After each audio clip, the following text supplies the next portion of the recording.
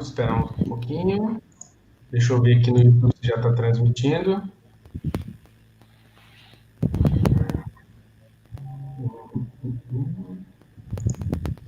Boa noite, pessoal. Tudo bem? Vocês estão me ouvindo? Estamos ao vivo.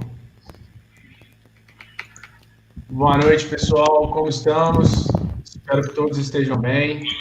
Nessa noite aí, que temos uma palestra do nosso convidado, excelentíssimo senhor doutor Vitor Pacheco Merri Ribeiro.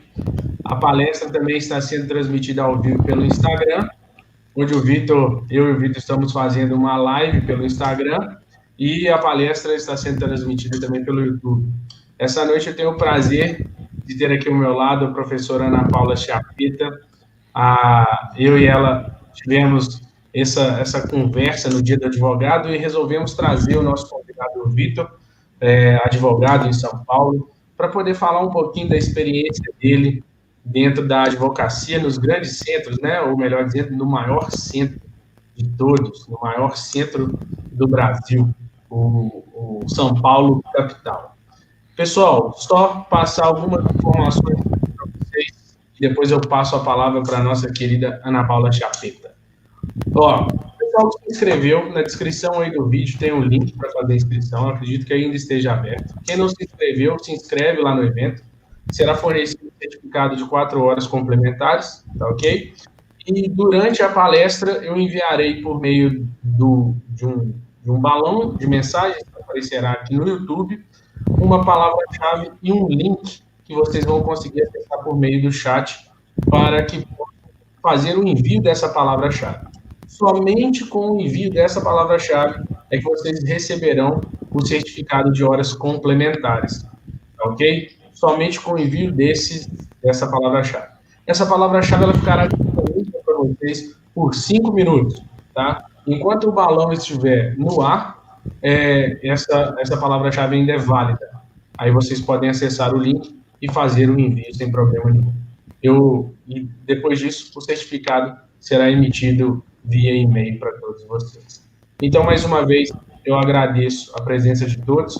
Já somos 131 pessoas ao vivo. Acredito que o número vai aumentar ainda mais.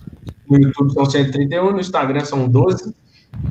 E agradeço imensamente a Univiçosa, o curso de Direito do excelentíssimo senhor reitor Evaldo Zeferino, reitor da Univiçosa, e na pessoa do nosso gestor Mário Monteiro de Castro Neto.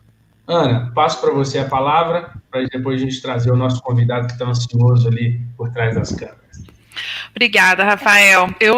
Meu recado é breve, já falei com todos os alunos que eu só dei uma singela ideia, o trabalho ficou todo a cargo do Rafael, tá? Tenho certeza que todos vão gostar muito. Esse tipo de evento é importante para que, eu falo muito com os alunos, que eles tenham a oportunidade de escutar outras pessoas e ouvir outras trajetórias, né? Uma trajetória muito diferente da trajetória que a gente tem aqui no interior. Também estou muito ansiosa e curiosa para ouvir quais seriam esses desafios dessa advocacia num grande centro. Agradecer essa oportunidade e dar boas-vindas para todos os alunos e as alunas, que aproveitem muito.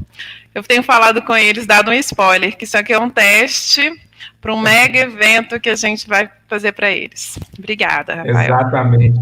E eu vou dar um spoiler já, Ana, porque a gente já está com já que você falou, a gente já está com o schedule todo quase organizado, só temos aí, acho que 2 vagas.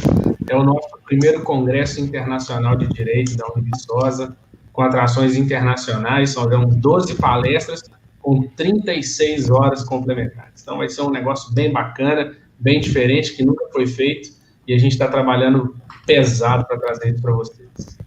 Certo? Vai ser muito legal. Então vamos lá, sem mais delongas. Vitor, muito bem-vindo.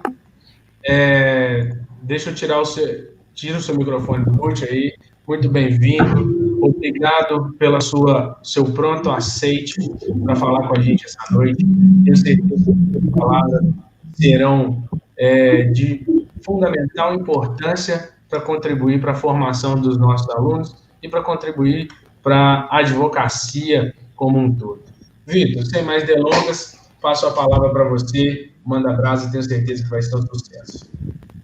Boa noite, doutor Rafael, boa noite, doutora Ana Paula.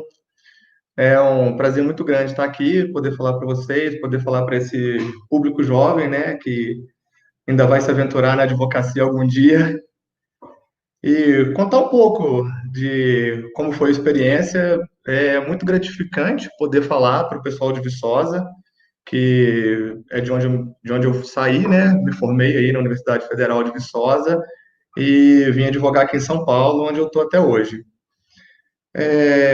Eu vou tentar fazer um breve histórico de como foi a experiência de sair de Viçosa e chegar aqui em São Paulo, para poder contar para vocês qual foi o caminho que eu trilhei para poder chegar onde eu estou hoje.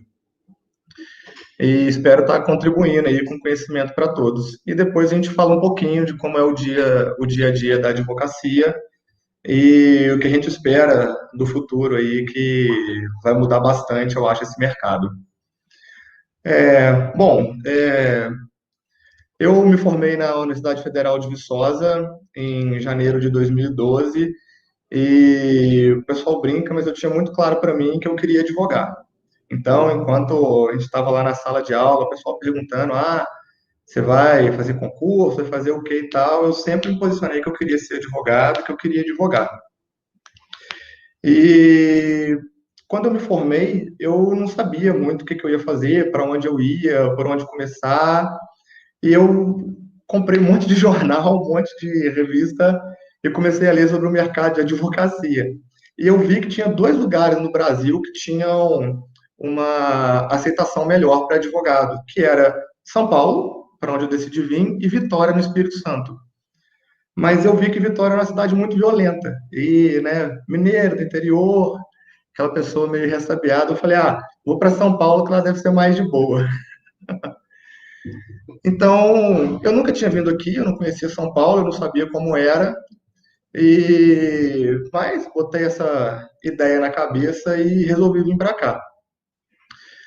Eu tinha um veterano da faculdade que já estava aqui, e ele foi muito fundamental para mim, porque ele falou, você quer vir para São Paulo mesmo? Você decidiu que você quer vir para cá? Ele falou, então tira uma OAB direto aqui em São Paulo, nem se inscreve na OAB de Minas, já se inscreve direto na OAB daqui de São Paulo, e faz a sua inscrição aqui. Assim que você tiver o número da sua OAB, roda uns currículos que você vai fazer umas entrevistas, tem muita vaga para júnior em São Paulo, e de fato tem, viu, gente? Se alguém quiser vir, tiver interesse, pensar de vir advogar, uma primeira coisa que eu falo, venha novo para São Paulo. É mais difícil, mas a porta de entrada é muito grande, tem espaço para todo mundo.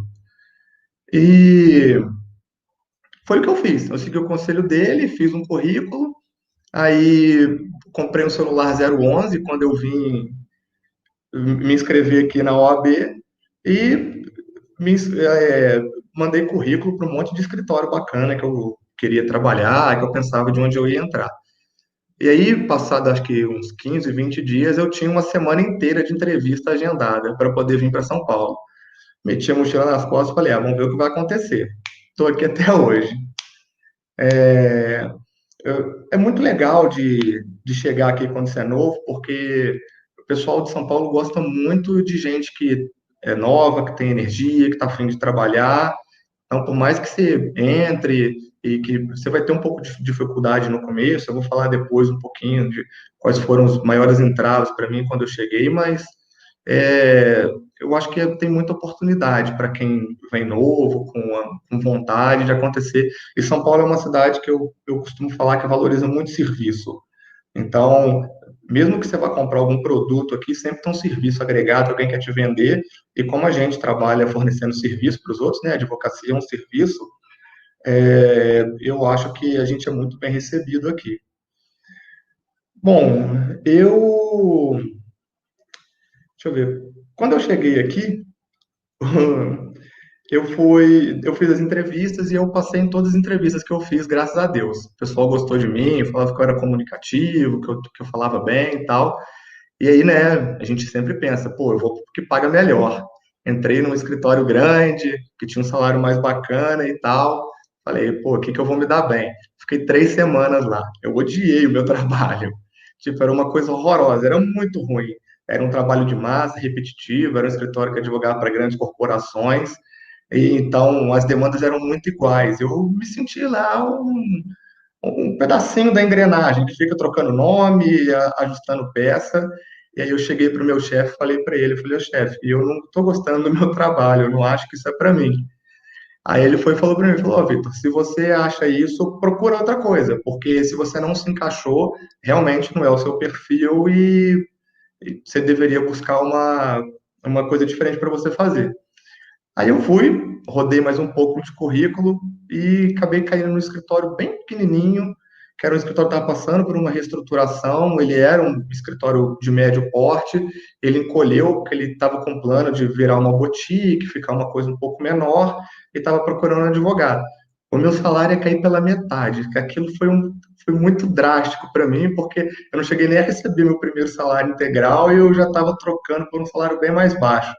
Mas eu tinha gostado da proposta de trabalho, porque lá eu ia ter o contato com o cliente, eu ia poder desenvolver, ia poder pensar, ia poder estudar, e não ia ser aquela coisa mecânica. E eu fiquei lá por 5 anos. Lá dentro eu cresci, teve uma série de fatores que eu falo, às vezes a gente está no lugar certo, na hora certa, né? Porque logo no ano que eu entrei, a sócia do escritório com quem eu trabalhava diretamente, ela teve um problema de saúde, ela teve que se afastar por 3 meses. Então, eu era um recém-formado, com 7 meses de escritório, e de repente o escritório inteiro caiu no meu colo. Porque ela não podia atender um telefone, ela não podia fazer absolutamente nada, não podia conversar com o cliente, e como eu trabalhava diretamente com ela, os clientes me conheciam, porque eu participava das reuniões, o escritório caiu todinho no meu colo, eu tive que me virar. Então, eu tive que fazer acontecer e, graças a Deus, tudo deu certo. Quando ela voltou no ano seguinte, ela estava muito satisfeita, estava muito legal, e a gente começou a construir uma parceria, a gente começou a crescer e eu comecei a crescer dentro do escritório. E isso foi acontecendo, a gente foi tendo uma ótima relação, até que eu cheguei, que chegou um momento que eu falei assim, eu acho que está na hora de eu partir e tentar a sorte para ter o meu. Então, foi quando, em 2017, eu resolvi que eu ia sair de lá para poder abrir o meu próprio escritório. E, bom, estou aqui até hoje, graças a Deus, o escritório está indo bem, está todo mundo feliz, eu não posso reclamar de nada e eu estou muito satisfeito.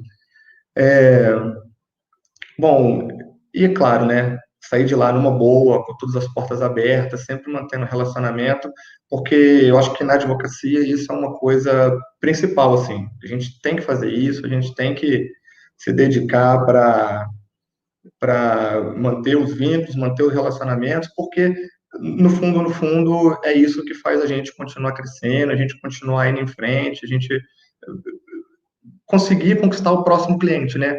Porque eu falo, por mais que a gente tenha hoje, faz live no Instagram, a gente participa de eventos, a gente faz a nossa propaganda dentro do que a OAB permite, né?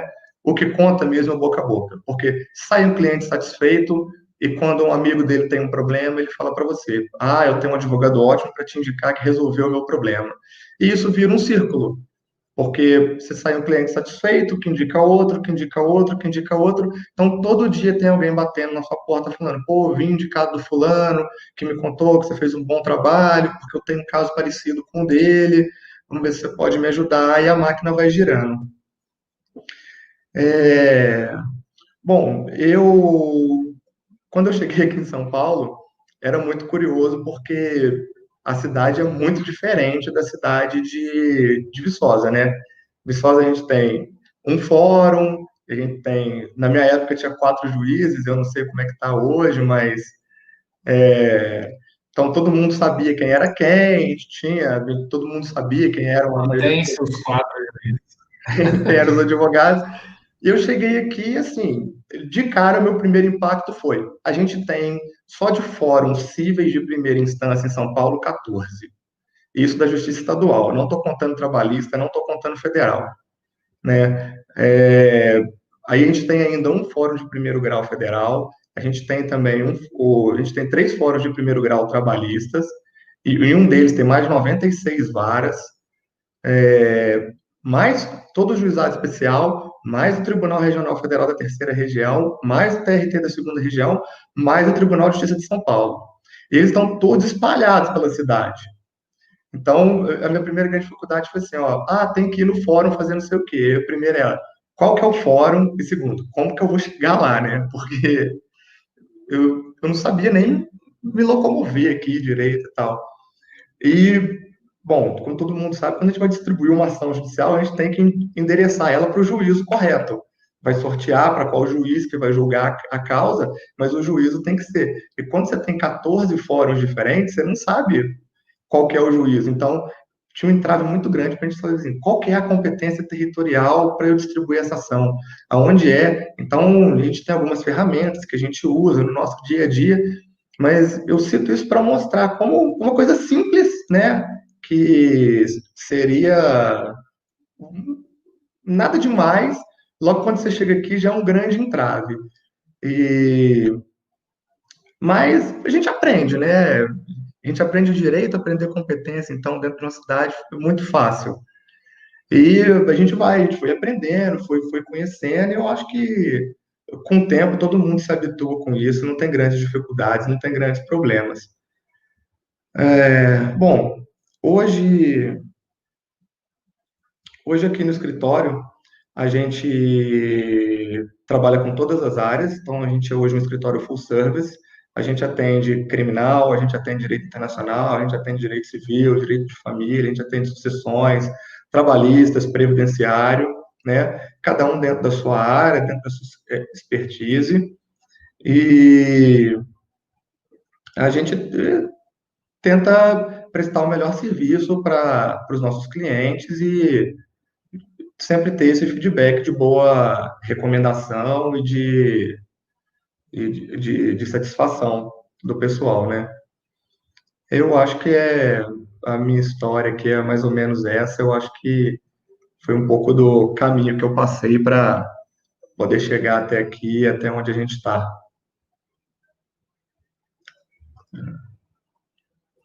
É uma bela história, né, meu amigo? É uma bela história e não é fácil não, né? Eu já tive escritório, já abri, já fechei, já fui trabalhar para os outros, já saí, já fui trabalhar de novo e a gente aprende muito. A gente aprende muito e é assim, é enriquecedor, né? Cada lugar que a gente passa, cada dificuldade que a gente passa, a gente vai agregando conhecimento, agregando valor e depois a gente sai mais forte, melhor, mais bem preparado e de uma maneira mais, não sei, mais madura, né? A gente vai criando casca, né?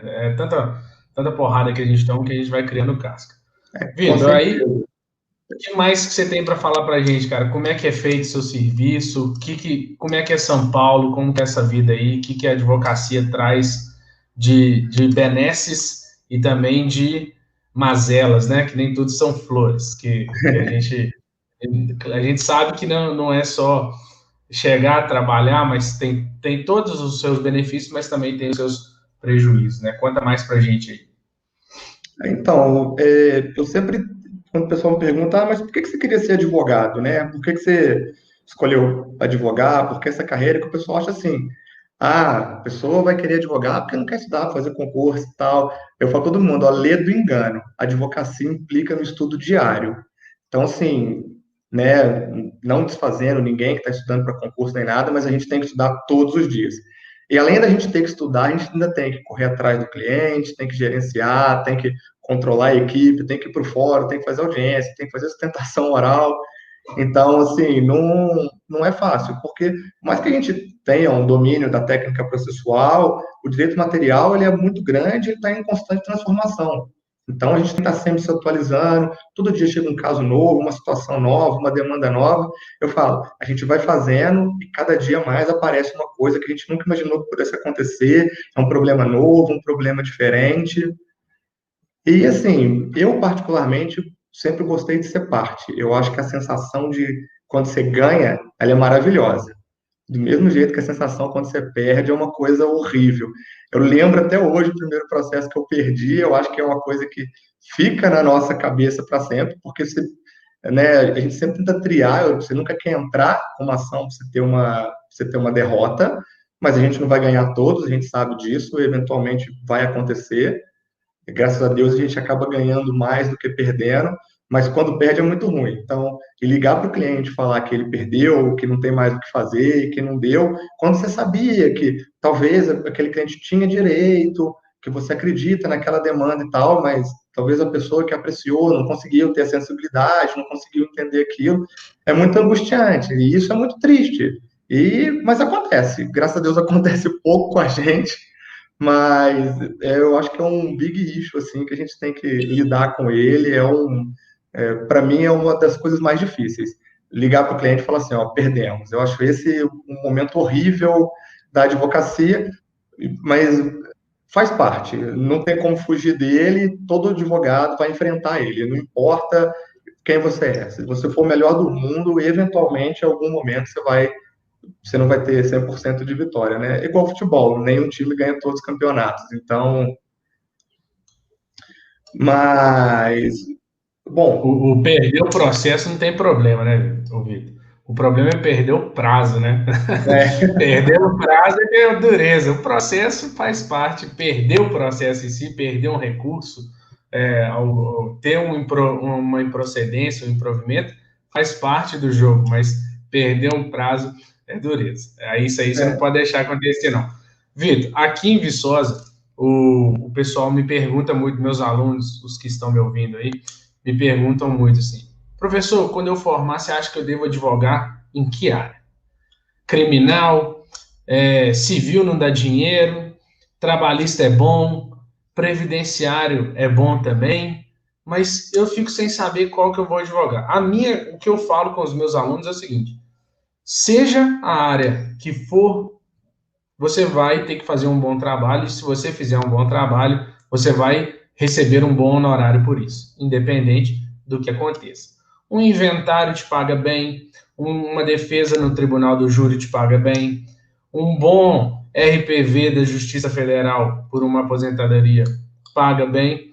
Então eu digo para os meus alunos assim, escolha a área de melhor afinidade. Em São Paulo, né? Aqui em Minas, interior, Viçosa, as comarcas adjacentes, Juiz de Fora, claro que trabalhista previdenciário gera um fluxo, né, processo de família também, gera um fluxo de trabalho e, consequentemente, de honorários recebidos que promove um sustento do escritório, um sustento, como é que se diga, mensal do escritório, né? Paga-se as contas. E os bônus vêm com as ações maiores que saem de ano em ano, de 2 em 2 anos, enfim. Para você, em São Paulo, existe também essa distinção de área de atuação? Tem alguma que você fala assim para os nossos alunos? Temos vaga hoje. Se você quiser trabalhar comigo hoje, eu tenho uma vaga aqui para você. Algo nesse sentido, igual a gente tem aqui, mais para o interior? Tem. Aí em São Paulo tem esse sentimento, tem essa observação também? olha, eu particularmente, eu acho que não existe uma área que seja mais rentável do que outras, né? Aqui em São Paulo, na minha experiência, eu conheci vários advogados de várias áreas, alguns com muito sucesso e outros com pouco sucesso, independente da expertise. Então, por exemplo, eu conheci tributaristas que não ganhavam tão bem quanto advogados que trabalhistas, conheci advogados cíveis que ganhavam talvez mais do que um advogado criminalista. Eu acho que todo mundo aqui consegue se destacar e oferecer. Eu acho que, na verdade, o que faz a diferença é o resultado que se apresenta para o seu cliente, né? Eu falei que a advocacia é um estudo constante.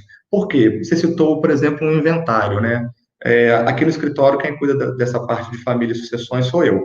Então, é o meu business aqui no escritório, o meu core business, que eu falo com o pessoal, é o que eu mais gosto de fazer, eu tenho uma afinidade muito grande pela área de família.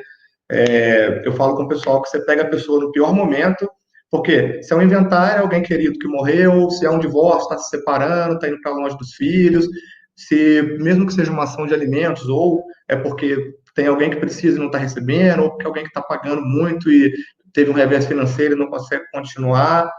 E eu tenho muita afinidade com isso, porque eu falo, a gente pega a pessoa nesse momento tão ruim, e quando o processo acaba, ou quando a gente consegue fazer um acordo, ou consegue transformar aquilo, a gente entrega para a pessoa uma melhora da qualidade de vida dela. Então, você vê o crescimento da pessoa que chega triste, abalada, num momento ruim, e termina tudo aquilo mais feliz, num momento melhor, e isso, para mim, é muito gratificante. Eu gosto muito disso.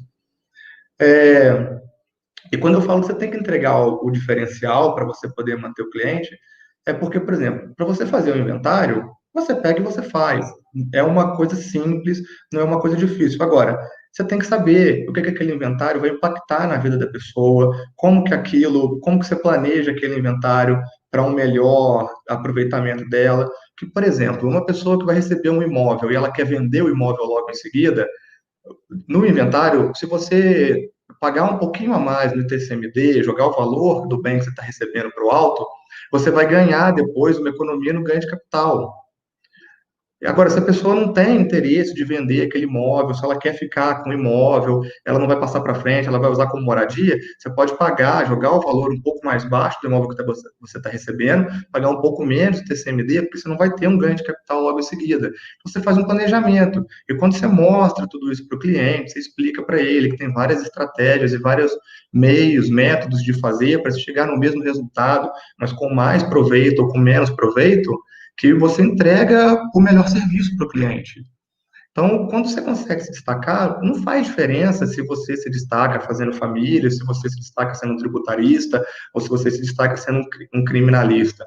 A partir do momento que você entrega um bom serviço e o cliente sai satisfeito, é aquilo que eu sempre falo. O cliente feliz, ele volta e traz outro com ele. O cliente infeliz, ele vai embora e ainda fala mal de você para os outros clientes. Então, assim, se você conseguir deixar o seu cliente feliz, eu acho que não importa a área de atuação. E isso que você falou de escolher a área que tem muita afinidade é muito importante, porque a gente sabe, estudar não é fácil, né? Por mais que eu tenha prazer em estudar, mas tem hora que a gente fica entediado, porque a repetição do estudo constante, diário, o tempo todo, é cansativa, né? Não é falar assim, eu poderia viver o resto da minha vida estudando. Mentira, ninguém consegue fazer isso. Então, a gente tem que estudar aquilo que a gente gosta, porque você imagina que você vai escolher uma coisa por aquilo que você pensar que eu vou ganhar mais dinheiro, só que se você não gosta, você não vai conseguir entregar um trabalho de excelência. E se você não entregar um trabalho de excelência, você não vai ser reconhecido. Então, eu acho assim, aqui em São Paulo, eu acho que não tem isso de uma área é mais rentável, é melhor, que teria diferença entre uma e a outra. Eu acho que todas as áreas você tem capacidade de se destacar, de brilhar e de se dar bem. Pelo menos pela minha experiência, eu vejo isso.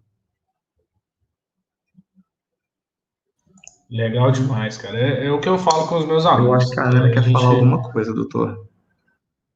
Pode falar, Ana, pode falar. Um recado da nossa querida presidente da seccional da OAB, que ela ficou chateada de a gente falar que Viçosa tinha só 4 juízes. Nós temos agora mais 3. Legal. Tá? Tem 2 na Justiça Federal e tem a Justiça do Trabalho, só para dar um upgrade. Não, mas eu falei 4 juízes porque o Vitor estava falando do fórum. Estaduais. O Vitor estava falando do TJMG. Então, isso é um ponto, mas... Pois é. Nós subimos de nível, não temos só 4, temos 7. Não, quando eu lembro dos meus ídolos temos lá, 3 fóruns, tá? 3 fóruns. 3 fóruns agora em Viçosa? TJ, TRT e TRF. Que legal. Sim. Mas é só aproveitando aqui que eu interferi na fala, gente, eu queria... eu sempre falo isso com os alunos, o doutor Vitor ratificou, salário não é um fim em si mesmo, né? Adorei o exemplo que ele deu de ter renunciado a um salário maior em prol de um trabalho que fosse mais prazeroso. Se o trabalho não é prazeroso, não tem salário bom que vai suprir 30 dias daquele sacrifício todo mês. Então, eu falo isso com meus alunos e eu gostei muito de ouvir isso. Gostei também dessa história da melhor propaganda ser o seu próprio trabalho. Não adianta uma mega empresa de publicidade se você não tem o que entregar. E eu queria perguntar duas coisas, rapidinho. Formou-se na UFV, o UFV não tem tradição alguma em formar advogados, né? O que você mais sentiu falta em termos de formação para a advocacia? E se foi muito surpreendido com o dia a dia da advocacia? E se o escritório aí também já tem esse perfil mais de conciliação, ou se essa lógica do litigioso ainda é o mais forte? Eu, particularmente, não senti falta de nada no meu curso, mas eu posso falar que a minha turma é uma turma sui generis na UFV. A gente teve eu posso dizer, um pouco de sorte, porque durante toda a graduação nós fomos agraciados com excelentes professores. Então, tem vários professores que deram aula para a gente, que deram aula para a gente num semestre, no semestre seguinte já não estavam mais ligados à universidade, ou porque foram transferidos para a Universidade Federal de Juiz de Fora, ou porque passaram concurso para juiz, ou porque passaram concurso para tabelionato de notas e acho que cartório de imóveis. Então, a nossa formação foi muito boa nesse sentido. Evidente, a gente tinha uma discussão muito grande dentro de sala de aula, porque a maioria da turma queria concurso, se declarava como concurseiro, então, era um embate, e eu, como representante discente na época, o meu embate em todas as reuniões do Departamento de Direito era que o curso não podia ser para formar concurseiro, e que eu acho que esse não é o papel da universidade. O papel da universidade é formar pensadores do direito. O que você vai fazer com o conhecimento que você adquiriu depois é uma decisão única e exclusiva sua. Se você quer dedicar esse conhecimento para um concurso, para um cargo, que você tem vocação, ou que você quer um salário, tudo bem. Se você quer dedicar para ser um advogado, também tudo bem. Se você quer dedicar para trabalhar numa grande corporação, numa grande empresa, eu acho que você tem que aprender a ciência jurídica, né? Eu parto do pressuposto que a universidade é para te ensinar isso. Então, e graças a Deus, a gente fez um curso excepcional. A gente foi apadrinhado pelo professor Glaucio durante o nosso curso. Ele deu aula para a gente durante 8 períodos dos 10. Então, ele só não deu aula para a gente no primeiro e no último período. E eu acho que a gente teve uma excelente formação. Sobre o perfil do nosso escritório, todo cliente que entra, a primeira pergunta que a gente faz para todos não tem possibilidade de acordo? Porque a gente parte do pressuposto que um bom acordo, ele é sempre melhor do que qualquer demanda que eu tiver. Ah, doutor, mas não, eu vou ganhar e tal. Eu falo, não existe eu vou ganhar. E o que eu sempre falo para todos, se você consultou algum advogado, ele falou para você, olha, se é causa ganha, corre dele, porque ou ele está pagando o juiz para te dar a causa, ou ele está mentindo, porque não tem outra opção. Não é ele que decide, está na mão de um terceiro. Então não tem jeito. Então, ou ele é picareta porque ele mente, ou é picareta porque ele compra o juiz, porque não tem outra saída para alguém que chega para você e fala, isso é causa ganha. Não existe causa ganha. Eu sempre dou exemplo para o pessoal quando entra aqui, que eu tenho 2 processos que eu sempre cito de exemplo, que é um que eu tinha certeza que eu ia ganhar. A gente não pode dar essa certeza para o cliente, mas internamente a gente fala, vamos ganhar, vamos ganhar. Ganhamos em primeira instância, a outra parte veio para poder oferecer um acordo, a gente orientou a cliente a fazer o acordo, a cliente não quis, e era um excelente acordo, e o tribunal reverteu. E a cliente saiu com nada, 0. E a gente sempre fala, olha, a gente tinha certeza que ia ganhar, nós ganhamos em primeira instância, a gente tinha um bom acordo para fazer, a gente orientou a cliente a fazer o acordo, ela não quis, e ela acabou perdendo. E teve um outro caso de um outro cliente também, que a gente sempre conta, que é um cliente que chegou com uma história que não convencia, um caso horroroso, que a gente falou, esse cara tá mentindo, não é possível, o cara jurava de pé junto que não, que não, que não, eu juro, foi isso que aconteceu, e a gente comprou a ideia do cara e falou, tá bom, vamos entrar, mas a gente sabia, dentro da gente tinha, a gente vai perder, a gente ganhou. E o Rafael falou de prazo, né? A outra parte perdeu o prazo do recurso. Então, assim, além da gente ter ganhado, o recurso da outra parte foi intempestivo e não deu nem para o tribunal reavaliar. Então, falar assim, essa causa é boa, essa causa é ruim, nenhuma causa é boa. E eu falo sempre para as partes, quando você faz um acordo, a decisão está na sua mão. Porque é você que vai decidir quanto você vai bater o pé e quanto você vai ceder. Quando o juiz decide, ele decide por você. Então é ele que vai te falar quanto você vai ceder e quanto você vai abrir mão. E às vezes ele fala para você que você vai ter que ceder numa parte que você não quer e que você vai ganhar numa parte que você abriria mão.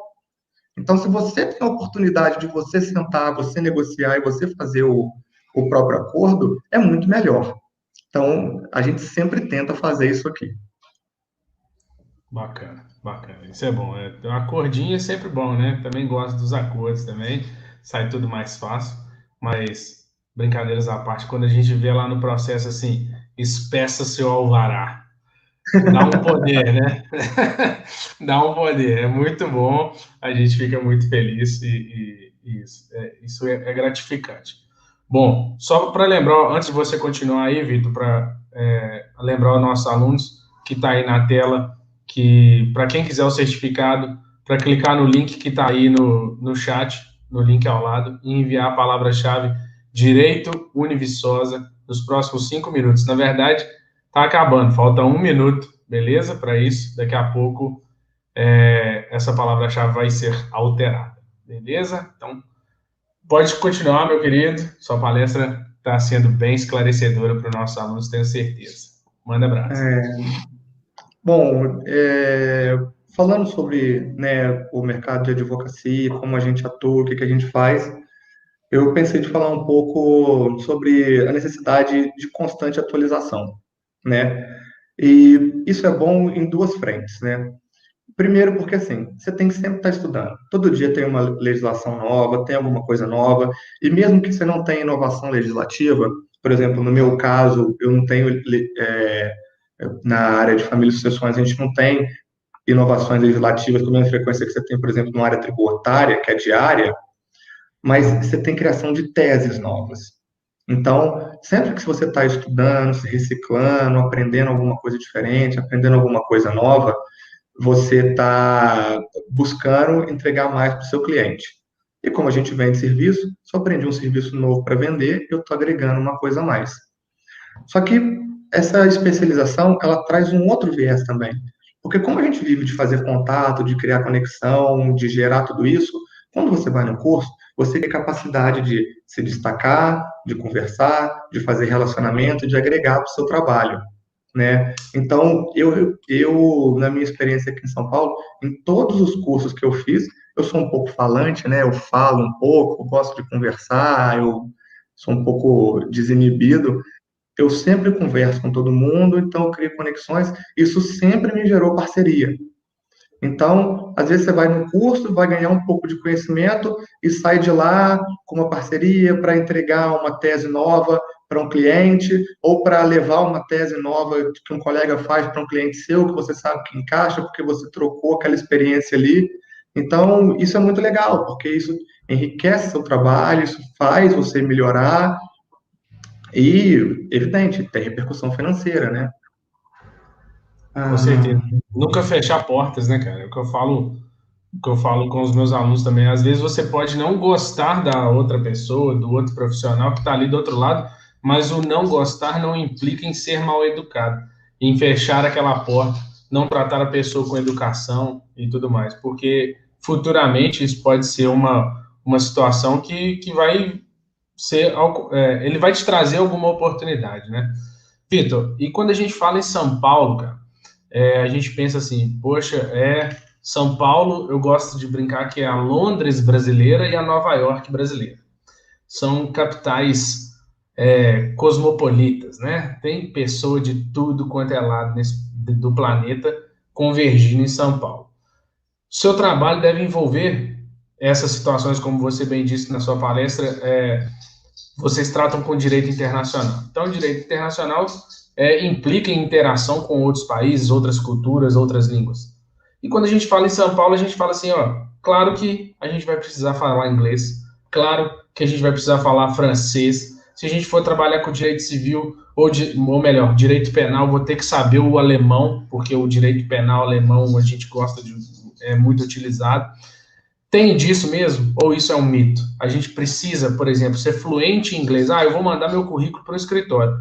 Se eu não for fluente em inglês, eu não preciso nem mandar. Como é que isso funciona? Porque a gente escuta isso, eu já escutei isso de aluno, entendeu? Professor, mas eu não sei falar inglês, eu vou fazer o quê em São Paulo? Tem isso mesmo? Não tem? Como é que funciona isso? Eu vou te dar algumas visões diferentes. No nosso caso aqui do nosso escritório, a gente tem uma área muito forte de direito internacional. A gente trabalha muito com concessão de visto temporário para trabalhador. Então, a gente atende algumas grandes empresas em todo o Brasil que precisam de mão de obra especializada, internacional. Esse profissional, ele precisa de vir para o Brasil, ele tem que chegar aqui, ele vai exercer o trabalho dele e depois ele vai retornar para o país dele. Não é um visto permanente, mas é um período que ele fica aqui dentro. Às vezes ele pode vir para ficar um mês, às vezes ele pode vir para instalar uma máquina nova e ficar, por exemplo, 6 meses até montar aquela estrutura toda, embora. Aí ele vem com família, ele tem uma série de questões familiares, etc. Evidente, nesse trabalho é tudo inglês. Então, se você não tiver uma expertise para poder conversar com o cliente, para poder explicar para ele inglês, as grandes empresas, elas também fazem todo o contato diretamente internacional. Então, você fala com a filial da empresa lá do lado de fora e você vai ter que trocar e-mails em inglês, vai ter que negociar em inglês, receber uma documentação em inglês, preencher vários formulários com informações em inglês que você tem que colocar para poder fazer a concessão do visto. E então, nesse dia a dia nosso, é muito importante. Porém, quando eu saio dessa área mais focada no direito internacional, as nossas demandas que a gente tem aqui no escritório, que necessitam de conhecimento de outras línguas, elas são pontuais. Às vezes é um estrangeiro que quer fazer um investimento no país, e aí ele quer comprar um imóvel, quer fazer uma aquisição de uma terra, alguma coisa nesse sentido, e que aí você tem que conversar com ele. Mas esse não é o nosso dia a dia, né? São demandas mais pontuais, que não tem tanta frequência, e a gente tem que trabalhar. Eu acredito também que se você sair dos grandes escritórios, né, desses mega escritórios que a gente conhece por todos os nomes, Pinheiro Neto, né, o Trent. Então, eu particularmente acho que quem não trabalha com isso no dia a dia não tem necessidade de ter esse tipo de conhecimento. Até porque, que eu falo para todo mundo que trabalha aqui com a gente, né? O direito é uma ciência jurídica nacional. Então, por mais que a gente tenha influência de outros direitos, o nosso direito é o direito brasileiro, e ele é a nossa ferramenta, é com ele que a gente trabalha. E muitas vezes, se você tem algum documento, alguma coisa que é em inglês e que for alguma coisa técnica e tal, etc., não adianta você saber aquilo e juntar aquilo no processo.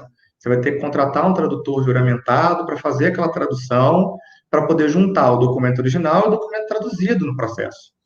Então, não é tanto.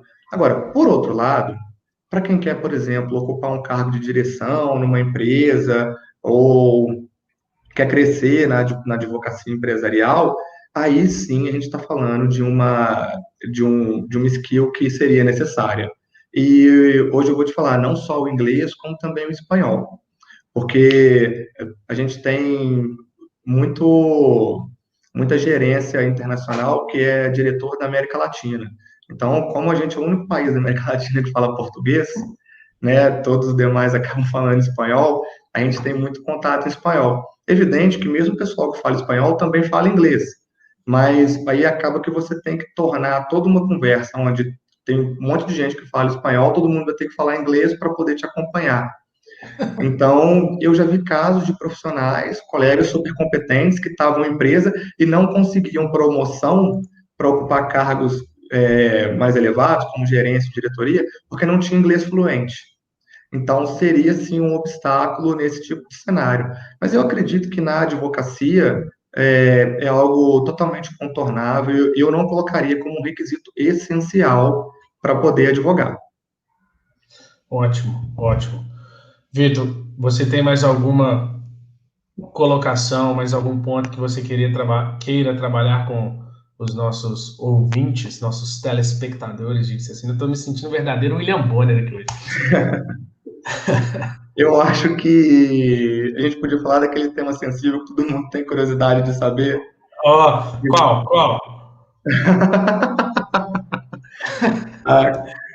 Os honorários, né?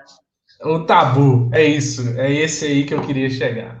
Aqui em Minas, mineiro é desconfiado, como você bem sabe, né? Quando eu tinha escritório em Juiz de Fora, eu tinha um escritório, o meu primeiro escritório, eu aluguei uma sala no prédio que só tinha escritório de advocacia. Só no meu andar tinha 4.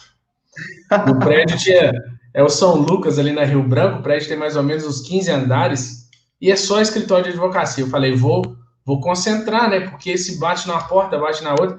Não deu outra, minha amiga. Batia na porta todo dia. Só que batia na porta e falava assim, eu queria tirar uma dúvida.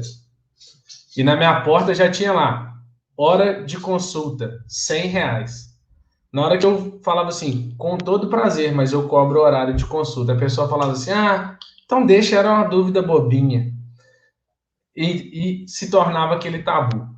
Cobro no início do processo, cobro ad litis. O que eu faço? Como que eu faço? Cobro o valor da tabela, não cobro o valor da tabela da OAB, trabalho por um valor inferior para ganhar no volume, ou trabalho por um valor significante para fazer um trabalho diferenciado. Como é que você faz? Como é que é isso em São Paulo? Eu sei que em São Paulo, já tive um cliente de São Paulo, que ele falava comigo, quanto que você me cobra? É a primeira pergunta que eu te faço. E eu falava com ele e ele me pedia a conta, e assim que ele depositava o valor, ele falava, agora tira minha dúvida. Eles são bem pragmáticos. Mas essa foi uma experiência que eu tive. Eu quero que você conte aí para o pessoal como é que funciona os honorários. Como é que se cobra? Como é que o seu cliente recebe uma cobrança? O que você sente no momento disso? É isso que eu queria que você falasse para o pessoal também. Bom, aqui no escritório a gente tem a seguinte política, né? Todo mundo sabe que cobrar não é fácil, é a pior hora da reunião. Tanto que a gente normalmente senta, conversa, bate o papo e deixa para cobrar no final. A gente fala, né? É a hora ruim ali de sentar e de conversar. O primeiro ponto, quando o cliente liga para. Deixa eu voltar um pouco. Primeiro, preciso fazer uma pontuação. Não existe jeito certo e errado de cobrar, tá? Então, eu acho que você tem que cobrar de acordo com o perfil da sua clientela. E, por exemplo, não adianta eu abrir uma advocacia de porta previdenciária e querer cobrar caro, porque o meu cliente, ele é um cliente mais simples, ele é um cliente mais humilde, ele é um cliente que não vai ter um poder aquisitivo tão grande, só que ele é um cliente que traz o irmão, traz a tia, traz o primo, traz o amigo, traz o vizinho, traz o cachorro, o papagaio. Então, se eu cobro baratinho e vem 10, é a mesma coisa de eu cobrar caro e vier só um. Então, é muito de acordo com o perfil do cliente, o que você vai fazer, né? Não tem tanta, assim, é melhor cobrar mais caro, é melhor cobrar mais barato. Agora, a gente tem alguns parâmetros que a gente segue aqui no escritório e que eu acho que são boas práticas e que a gente aconselha, né? A primeira coisa, não existe tirar dúvida.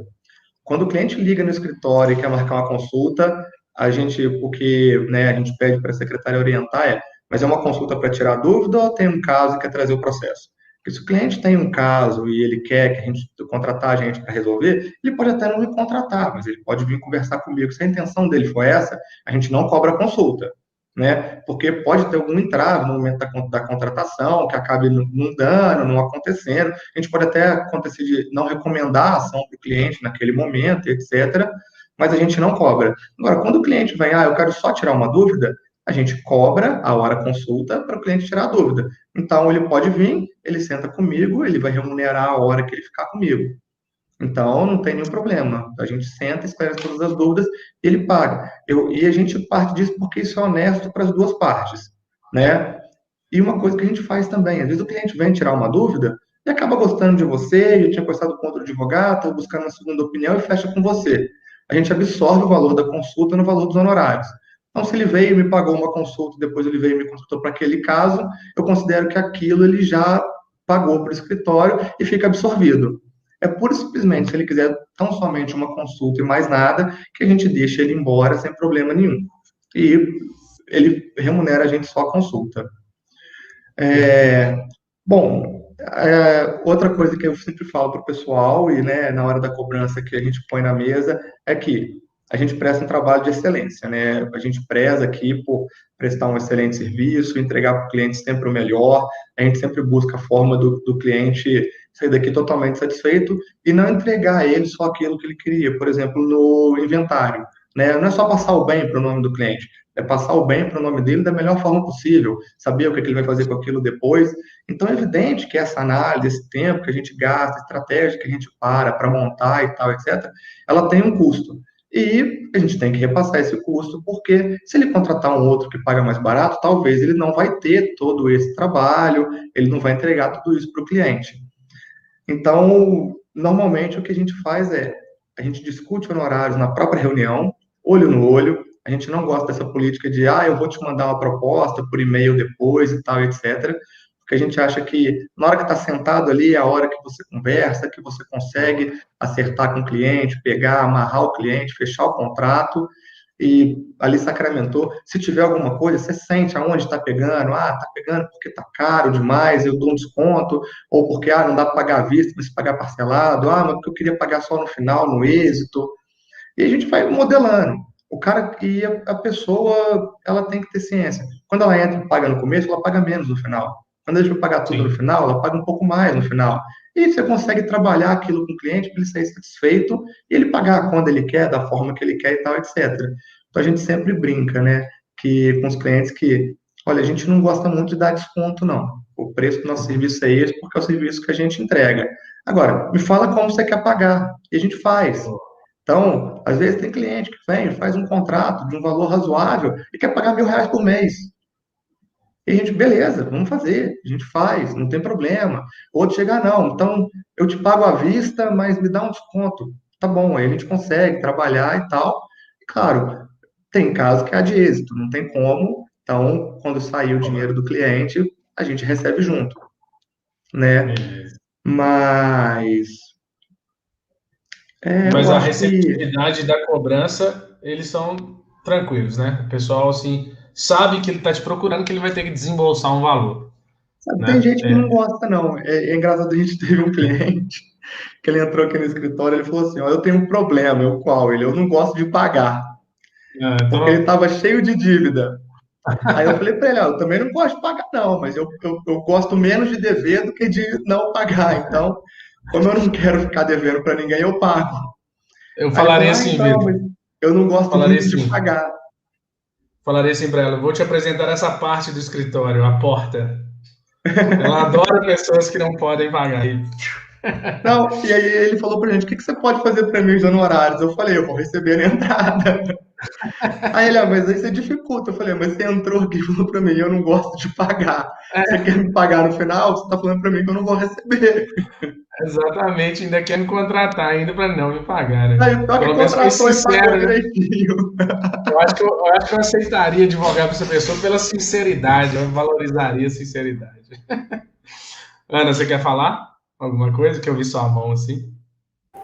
Mas não, é só dizer que essas pessoas escolhem quem que elas vão pagar, Exatamente. né? E o advogado com certeza iria É pagar. verdade. Ô, Vitor, eu vou ter que puxar aqui para o final, porque os nossos alunos têm aula agora no segundo horário. Só vou fazer algumas perguntas que chegaram aqui para a gente, colocar na tela para a gente poder responder. A Débora Cândido Ferreira. São Paulo é muito bairrista, dá oportunidade para quem é de lá. Já sentiu isso? Olha, é um pouco verdade, sim, e especialmente no meio acadêmico. Eles têm uma predileção muito grande por quem é daqui, manter o pessoal que é daqui junto, perto deles, dentro deles, mas eu acredito que a gente encontra espaço e vai crescendo. É o que eu sempre falo, vai chegando, a gente que é mineiro vai chegando, devagarinho, conquistando, aparecendo, e eu particularmente acho que tem espaço para todo mundo. Mas no meio acadêmico é um pouco bairrista, sim. Mas eu acho que não é só São Paulo, no fim das contas, né? Eu acho que a gente acaba defendendo meio o nosso lado, né? Em todos os lados. E É tem verdade. muita gente de fora aqui. São Paulo valoriza muito quem gosta de trabalhar. Então, quando você fala que você veio de fora, você veio para São Paulo para trabalhar, você já está um passo na frente. Ótimo. Outra pergunta aí na tela, Vitor. São Paulo está sempre na vanguarda. Reuniões virtuais, call, como dizem por aí. Há controvérsias no básico, já no PJE. Como você enxerga a advocacia nessa virtualização? Então, as reuniões virtuais, eu vou falar para vocês que foi uma coisa nova na pandemia. Eu não gosto de reunião virtual, eu sempre falo para os clientes que eu prefiro olho no olho, eu prefiro sentar e conversar, até porque às vezes a gente está falando de assuntos sensíveis, então eu acho que você tem mais empatia pessoalmente, você consegue transmitir isso melhor para o cliente, gera conexão, porque a nossa profissão depende disso, né? Então eu não faço muito. Call o tempo todo, o dia inteiro. Não dá para todos os clientes deslocarem por toda São Paulo e vir aqui no meu escritório o tempo todo, e nem eu ficar rodando para ir visitá-los o tempo todo. Então, é super normal, a gente já agenda uma call e fica agendado. Quando eu abro minha agenda de manhã, eu tenho lá 5, 6, 7, 8, 10 calls que eu tenho que fazer todos os dias, que eu vou colocando, vou marcando com os clientes, a gente vai fazendo. Isso é parte do básico. Na questão do PJE, eu não tenho muito contato com o PJE. Como eu trabalho muito aqui na Justiça Civil Estadual, o sistema que a gente usa aqui na Justiça Civil Estadual é o ESAGE, não é o PJE. Quem usa o PJE aqui é o trabalhista e o federal, né? Eu, particularmente, acho o ESAGE uma maravilha, eu gosto muito dele, eu acho que é um sistema sensacional. As minhas experiências com o PJE não foram boas, eu acho o sistema confuso, eu acho que ele não funciona, eu não acho legal. Mas a virtualização, ela é uma tendência, não tem como, o futuro vem, isso vai mudar. A gente tinha até separado aqui um pouquinho para falar dessa parte de automação da justiça, de jurimetria, eu acho que não vai dar tempo, a gente acabou se alongando um pouco. A gente pode marcar um outro bate-papo no futuro para poder falar disso, mas o futuro da advocacia, ele é todinho virtual, vocês podem ter certeza disso. O que vai ficar para a gente fazer e o que a gente vai continuar fazendo pensando, desenvolvendo estratégias e fazendo contato com o cliente, gerando empatia.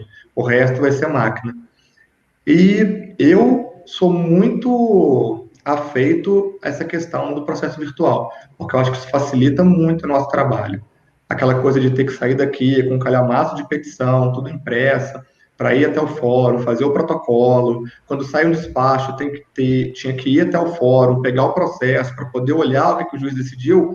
Hoje eu espero meu certificado digital no meu notebook, eu acesso a decisão do juiz na mesma hora, eu peticiono pelo meu certificado digital. Então é muito bom, porque facilita muito esse tipo de trabalho, poupa muito tempo. Ótimo. Vitor, eu vou te agradecer. Pessoal, eu chamo ele de Vitor porque eu conheço ele há pouco tempo, tá? São 33 anos de convívio. Vitor, vou te agradecer demais a sua palestra. Tenho certeza que os nossos alunos e quem não é nosso aluno e assistiu, tirou várias dúvidas. Não vai dar tempo de fazer as outras perguntas, porque meu chefe já me mandou uma mensagem aqui falando: Rafa, olha a hora, os alunos têm aula. Falei, estou encerrando, não preocupa não, chefe. Tenho certeza que outro bate-papo vai ser agendado, porque ficou coisa pendente que a gente quer passar para vocês e vai ter outra oportunidade. Foram uma constância de 200 pessoas durante 1 hora.